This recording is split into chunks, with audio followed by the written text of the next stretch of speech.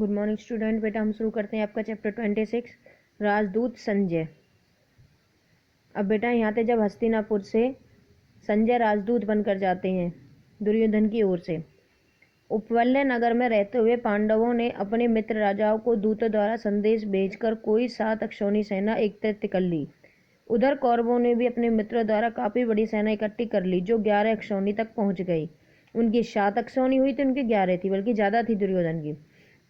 पांचाल नरेश के पुरोहित जो युधिष्ठिर की ओर से राजदूत बनकर हस्तिनापुर गए थे, नियत समय पर धृतराष्ट्र की राजसभा में पहुंचे। यदाविधि कुल समाचार पूछने के बाद पांडवों की ओर से संधि का प्रस्ताव करते हुए वह बोले, युधिष्ठिर का विचार है कि युद्ध से संसार का नाश ही होगा।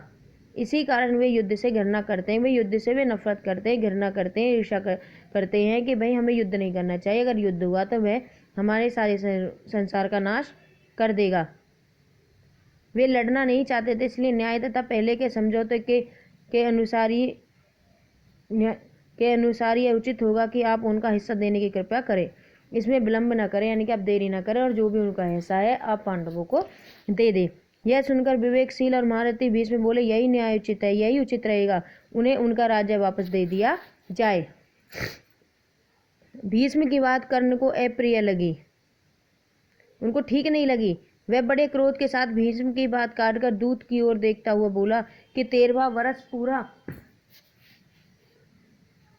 होने से पहले ही उन्होंने प्रतिज्ञा भंग करके अपने आप को प्रकट कर दिया, इसलिए शर्त के अनुसार उनको फिर से 12 वर्ष के लिए भोगना पड़ेगा। कर्ण के इस प्रकार बीच में उनकी बात काटकर बोलने से भीष्म को बड़ा क्रोध आया। वह बोले, राधा पुत्र, तुम बेकार की बातें कर रहे हो। यदि हम युधिष्ठिर के दूत के अनुसार संधि नहीं करेंगे तो निश्चय युद्ध छिड़ जाएगा, उसमें दुर्योधन आदि सबको पराजित होकर मृत्यु के मुंह में जाना पड़ेगा।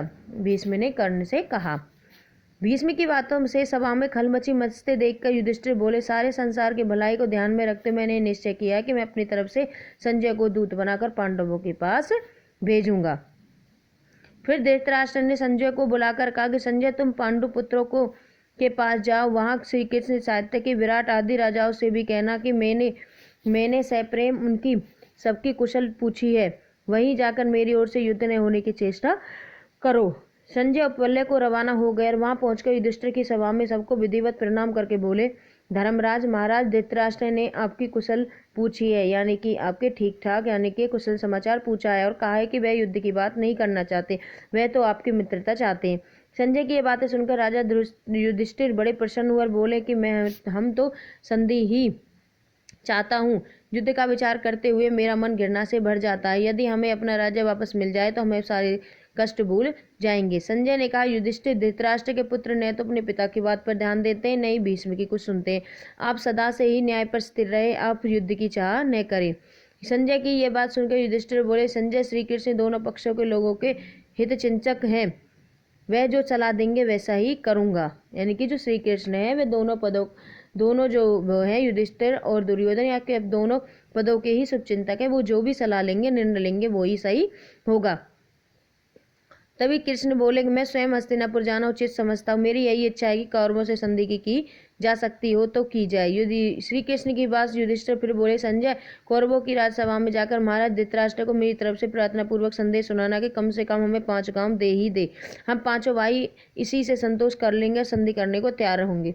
युधिष्ठिर का यह संदेश लेकर संजय पांडवों तथा श्री कृष्ण से विदा होकर हस्तिनापुर को रवाना हो गए। सभा में आकर उन्होंने युधिष्ठिर की सभा में चर्चा हुई, उनका सारा हाल कह सुनाया। युधिष्ठिर के इस प्रकार कहने पर भीष्म दुर्योधन को द्वारा समझाने के बाद धृतराष्ट्र से बोले, राजन, कर्ण बार बार यही दम भर रहा है कि खत्म कर डालूंगा, किंतु मैं कहता हूँ कि पांडवों की शक्ति को 16वां हिस्सा भी उसमें नहीं है।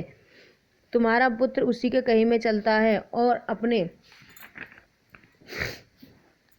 नाश का आप ही आयोजन कर रहा है। विराट नगर पर आक्रमण करते समय जब अर्जुन हमारा दर्प चूर कर दिया था तब कर्ण वही था।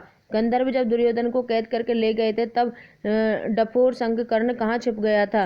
गंधर्वों को अर्जुन ने तो भगा था और दुर्योधन को उसकी कैद से मुक्त किया था। इसके बाद धृतराष्ट्र ने शपथ होकर दुर्योधन को समझाया, बेटा, भीष्म पितामह जो कहते हैं वही करने योग्य है, युद्ध न होने दो, संधि करना ही उचित होगा, हमें यही कार्य कर लेना चाहिए। दुर्योधन को यह सब बातें सुन रहा था, उठा और अपने पिता को साथ बांधता हुआ बोला, पिताजी, आप भी कैसे भोले हो, जो यह भी नहीं समझते कि स्वयं युधिष्ठिर हमारा सैन्य बल देखकर घबरा उठे थे और इसी कारण आधे राज्य की बात छोड़कर अब केवल 5 ही गांव की याचना कर रहे हैं। क्या उनकी इस 5 गांव वाली मांग से यह सिद्ध नहीं होता कि हमारी 11 अक्षौहिणी सेना देखकर युधिष्ठिर के मन में बेहदपन हो गया है? इतने पर भी आपको विजय के बारे में संदेह हो रहा है, यह बड़े आश्चर्य की बात है। धृतराष्ट्र ने समझाते हुए कहा, बेटा, जब 5 गांव देने से युद्ध टलता है तो बाज आओ युद्ध से। तुम्हारे पास तो फिर भी पूरा का पूरा राज्य रह जाता है। अब हट न करो, तुम जिद मत करो और उनको 5 गांव दे दो। लेकिन इस उपदेश से दुर्योधन चिढ़ गया और बोला कि मैं तो सुई की नोक के बराबर भी भूमि पांडवों को नहीं देना चाहता।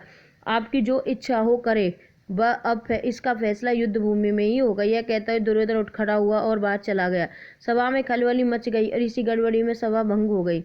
उधर संजय के पल्ले से रवाना हो जाने का युधिष्ठिर श्री कृष्ण से बोले, वासुदेव, संजय तो महाराज धृतराष्ट्र के मानो दूसरे प्राण हैं। उनकी बातों से मुझे महाराज के मन की बात स्पष्ट रूप से मालूम हो गई है। मैंने तो कहला भेजा है कि मैं तो केवल 5 गांव से ही संतोष कर लूंगा, किंतु ऐसा लगता है कि वे दुष्ट इतना भी देने को तैयार नहीं होंगे। इसी बारे में अब आप ही सलाह दे सकते हैं।